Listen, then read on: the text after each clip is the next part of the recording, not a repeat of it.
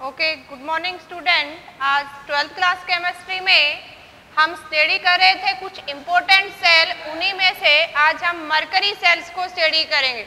देखो, हमने अपने प्रीवियस वीडियो में भी स्टडी किया था कुछ प्राइमरी सेल्स को, जिसमें हमने लैग्रैंज सेल्स के फॉर्म में ड्राई सेल्स को स्टडी किया था।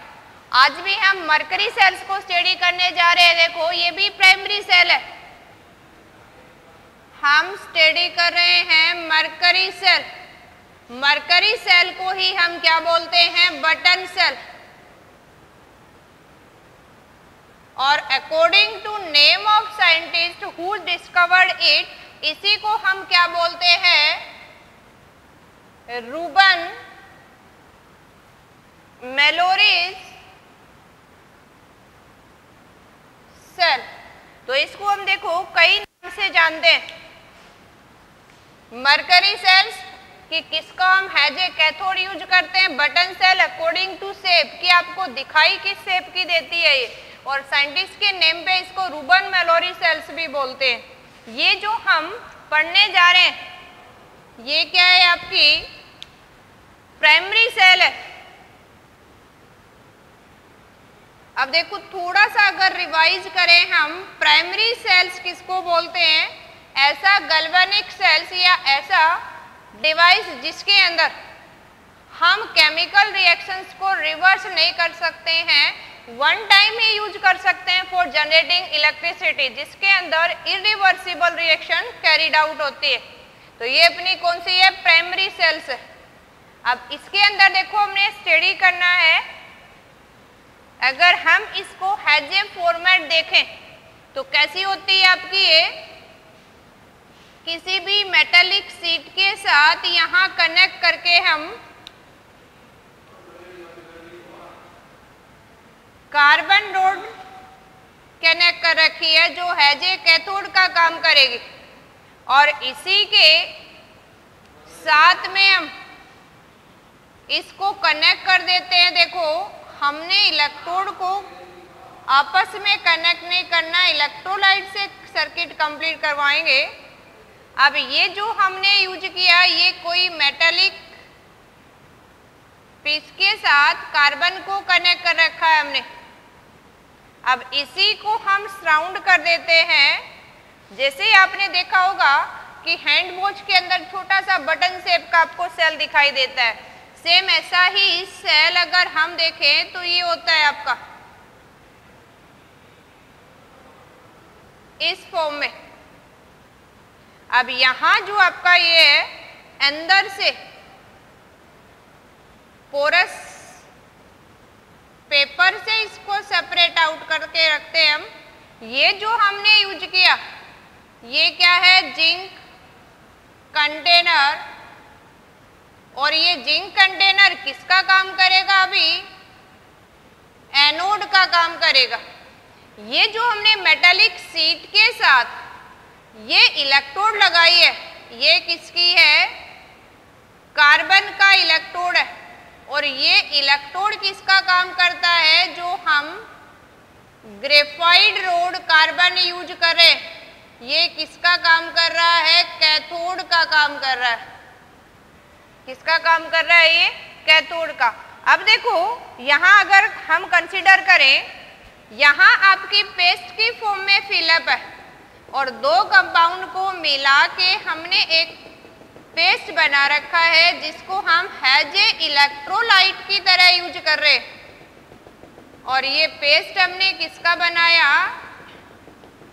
मर्क्यूरिक ऑक्साइड और एल्कली पोटासियम हाइड्रोक्साइड, और you can say sodium hydroxide. ये जो हमने इसके अंदर पेस्ट फॉर्म में भर दिया है, ये क्या है आपका? Mixtures of mercuric oxide and potassium hydroxide. Potassium hydroxide and mercuric oxide. इस केस में देखो, ये ध्यान रखना है, जो हमारा यहाँ अगर हम यहाँ कंसीडर करके चले, यहाँ एनोड की तरह तो काम कौन करेगा? जिंक। कैथोड की तरह काम कौन करेगा? Mercuric oxide. लेकिन कंडक्टिंग की तरह कौन काम कर रहा है? ये कार्बन, तो यहाँ लिखेंगे। और यहाँ थर्ड वन जो है जे इलेक्ट्रोलाइट हम यूज कर रहे हैं, तो आप क्या लिखोगे? Potassium hydroxide. क्योंकि कई बार एग्जाम में डायरेक्टली पूछ लिया जाता है हमसे कि एनोड किसका बनाया, कैथोड का काम कौन कर रहा है, इलेक्ट्रोलाइट कौन सा यूज किया हमने। तो इसमें अगर हम देखें तो ये बटन शेप की हमें दिखाई देती है, जिसमें जिंक का कंटेनर होता है जो एनोड का काम करेगा। सेंटर में कार्बन ग्रेफाइट का इलेक्ट्रोड यूज करते हैं। इसके सराउंडिंग में मर्क्यूरिक ऑक्साइड है जो कैथोड की तरह, जिसका हमने रिडक्शन होगा, कैथोड का काम करेगी। लेकिन ये रिडक्शन होगा किस पे? कार्बन इलेक्ट्रोड सरफेस पे। और यहाँ इलेक्ट्रोलाइट कौन है? Potassium hydroxide. अब देखो इसी के केस में हम यहाँ मर्क्यूरिक ऑक्साइड का रिडक्शन करके मरकरी फॉर्मेशन होती है। तो इसी केस में अगर हम यहाँ देखें मरकरी सेल, बटन सेल या रबन मैलोरी सेल के अलावा इस प्रोडक्ट के अनुसार इसी को हम मर्क्यूरिक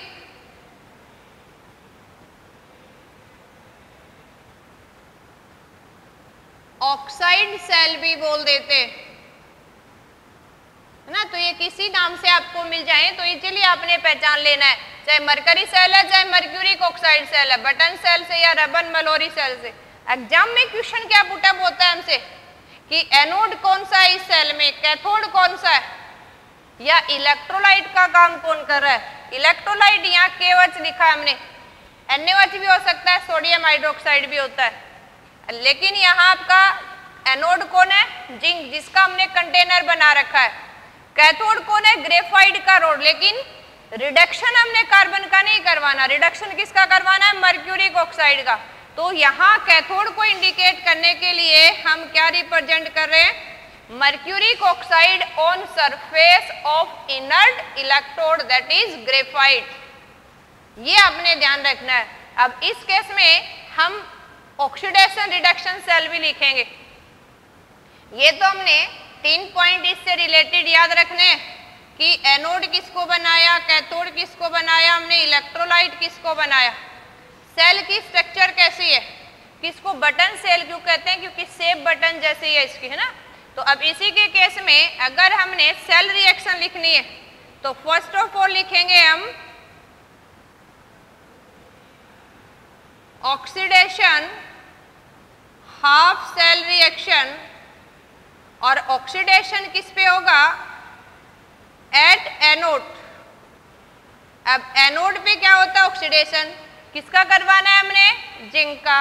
किसकी प्रेजेंस में होगा? जो इलेक्ट्रोलाइट की तरह काम कर रहा है। तो यहाँ हमने सेल रिएक्शंस क्या राइट करेंगे कि आपके पास जो जिंक सॉलिड फॉर्म में है वो इलेक्ट्रोलाइट अल्कली के साथ रिएक्ट करके जो पेस्ट की फॉर्म में यूज कर रहे हैं हम, किसमें कन्वर्ट हो जाएगा? ये जिंक ऑक्साइड सॉलिड के अंदर। और यहाँ से क्या बन गया है? वाटर।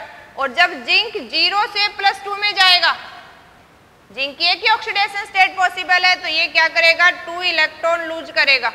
और लॉस ऑफ इलेक्ट्रॉन क्या होता है? ऑक्सीडेशन। किसका हुआ ऑक्सीडेशन? जिंक का हुआ। तो हम लिखेंगे जिंक ऑक्सीडेशन करेगा अल्कली इलेक्ट्रोलाइट की प्रेजेंस में, जिंक ऑक्साइड, वाटर और 2 इलेक्ट्रॉन। अब इसी केस में अगर हम राइट करें रिडक्शन हाफ सेल रिएक्शन। अब अगर रिडक्शन है तो किस पे होगा? Reduction at cathode. अब क्या रिएक्शंस होगी? देखो यहाँ अब रिडक्शन किसका करवाना है हमने? मर्क्यूरिक ऑक्साइड का। जो मर्क्यूरिक ऑक्साइड है ये भी देखो सॉलिड पेस्ट की फॉर्म में हमारे पास वाटर के साथ रिएक्ट करेगी और 2 इलेक्ट्रॉन को गेन करेगी। गेन ऑफ इलेक्ट्रॉन हो रहा है, इसका मतलब क्या है? रिडक्शन। मर्क्यूरिक ऑक्साइड है यानी किसमें? +2 में। +2 से 0 में आ जाएगी 2 इलेक्ट्रॉन गेन करने के बाद। तो ये हमें किससे मिल जाएगी? मरकरी हमें पता है लिक्विड स्टेट में एग्जिस्ट करती है। और हमें यहाँ क्या मिल जाएगा? अभी OH आयन। अब इस केस में हमें नेट रिएक्शन राइट करनी है। अब नेट सेल रिएक्शंस क्या हो जाएगी, देखो नेट सेल रिएक्शन, और कई बार इसी को कह देते हैं overall cell reaction, overall cell reaction. तो आपने क्या करना है, एनोड और कैथोड को सम अप करके लिखना है, और इसको सम अप करेंगे तो लेफ्ट साइड के जोड़ देते हैं राइट के राइट में, तो यहाँ वाटर मॉलिक्यूल है ये कैंसिल हो जाएगा, क्योंकि इधर प्लस में इधर माइनस में आ जाएगा, इलेक्ट्रॉन से इलेक्ट्रॉन कैंसिल, 2 और चाइन है, 2 और चाइन नहीं आए। अब अपने पास क्या बच गया, देखो यहाँ zinc solid when react with mercuric oxide solid it change into zinc oxide solid plus mercury liquid. ये अपने पास क्या होगी है, नेट सेल रिएक्शन। तो आपने याद रखना है कि अगर हम यहाँ स्टडी कर रहे हैं कौन सी भी सेल, उसमें एनोड का काम कौन करेगा, कैथोड का कौन करेगा, इलेक्ट्रोलाइट का कौन करेगा, इतना पता होने के बाद आपने सीधा आपके माइंड में फिटअप करना है, गैल्वेनिक सेल है, एनोड पे ऑक्सीडेशन होगा, कैथोड पे क्या होगा, रिडक्शन। तो एनोड आपका क्या हो गया, प्योर मेटल्स, प्योर मेटल को आपने कंपाउंड की फॉर्म में लाना है, तो इसका ऑक्सीडेशन करके क्या बन गया यहाँ जिंक ऑक्साइड। ये लॉस ऑफ इलेक्ट्रॉन जितना करेगा वो इलेक्ट्रॉन गेन अप करके, यानी कैथोड की तरह जो भी होगा वो किसका काम करेगा, जैसे प्राइमरी सेल हमने एक लेग्रैंजे सेल पढ़ी थी उसमें भी, तो कंपाउंड से किस में लेके आ रहे हैं हम, प्योर स्टेट में लेके आ रहे हैं, या उसकी लोअर ऑक्सीडेशन स्टेट में। तो कहीं मिस्टेक के चांसेस नहीं रहेंगे आपके, आपने ओरल करके जो कॉमन टर्म है उसको कैंसिल करके ओरल सेल रिएक्शन राइट कर देंगे। अब इसके ऊपर एक क्वेश्चन पुटअप होता है कि हम ये सेल स्टडी करें, इस सेल की वोल्टेज कितनी होगी, यानी अगर आप सेल वोल्टेज की बात करें तो यहाँ सेल वोल्टेज कितनी रहेगी, लेग्रैंजे सेल में वेरी करती है, वो 1.35 से 1.5 तक वेरिएबल वोल्टेज देती है, टाइम के साथ उसकी वोल्टेज वेरी करती रहती है, कभी कम कभी ज्यादा। तो यहाँ ऐसी कंडीशन नहीं है, यहाँ सेल वोल्टेज 1.35 वोल्ट कांस्टेंट रहेगी, और इसकी पूरी लाइफ के अनुसार, यानी जब सेल आपने यूज करना स्टार्ट किया, यानी सर्किट को जब कनेक्ट किया आपने, कंप्लीट कर दिया, तो फ्लो ऑफ इलेक्ट्रॉन लूज और गेन होना स्टार्ट हो गया। जब तक ये सेल वर्किंग कंडीशन में हमें एक कांस्टेंट सेल वोल्टेज देती है, ये ध्यान रखना है, ये हमें क्या देती है, एक कांस्टेंट सेल वोल्टेज दे रही है अपनी लाइफ के अंदर, जब तक ये काम करती है, यानी जब तक हम जो कंटेनर के अंदर हैज ए एनोड कैथोड की तरह जो रॉ मटेरियल रिएक्टेंट हमने लिया वो कंज्यूम होगा, जब तक ये हमें कांस्टेंट वोल्टेज सप्लाई करती है।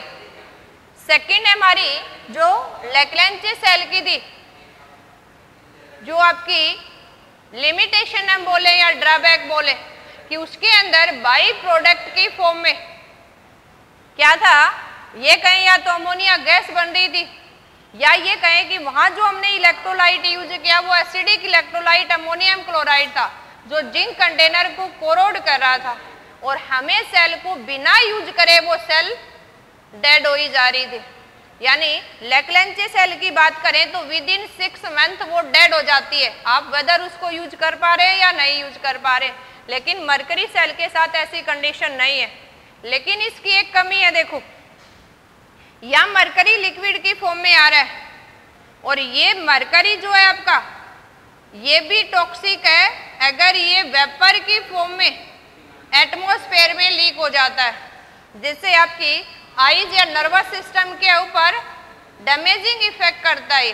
तो इसकी सिर्फ एक हमें ड्रॉबैक को कहें या कमी को पूरा करना है, तो हमें इसको अच्छे से हैंडल करना है, और जब ये डेड हो जाए तो इसे हमें रिप्लेस कर लेना है या यूज कर लेना है। कैसे करें, इसके मरकरी को हैंडल करना है हमें, यानी प्रॉपर वे में डिस्कार्ड करना है हमें।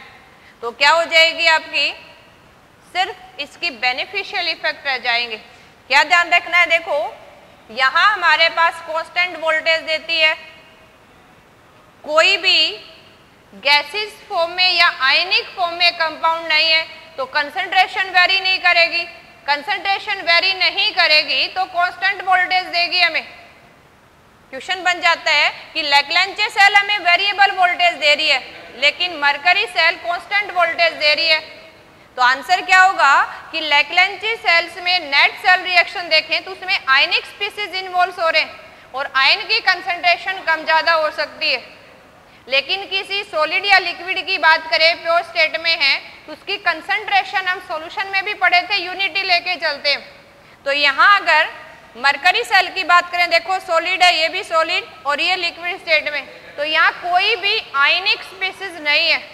यहाँ हमें कंपाउंड सॉलिड लिक्विड की फॉर्म में एग्जिस्ट कर रहे हैं तो कोई चांसेस ही नहीं है कि वेरिएबल वोल्टेज दे, क्योंकि यहाँ कंसंट्रेशन इनकी क्या रहेगी, कांस्टेंट रहेगी। तो ये हमें ऑल लाइफ में कांस्टेंट वोल्टेज देता है। एक बात ध्यान रखनी है आपने कि इसकी लिमिटेशन यही है कि इसमें जो प्रोडक्ट बन रहा है वो मरकरी है और मरकरी वेपर क्या है, टॉक्सिक टू इन्वायरमेंट। तो हमने इसको प्रॉपर हैंडलिंग करना है, ऐसे ही ओपन में फेंक नहीं देना है इसको, रिप्लेस रिसाइकिल करने के लिए किसी कबाड़ी वाले को या हमने उसको फैक्ट्री में रिप्लेस करने के लिए ताकि मरकरी को फर्दर यूज कर सके। तो इजीली हमने इसको यूज करना है।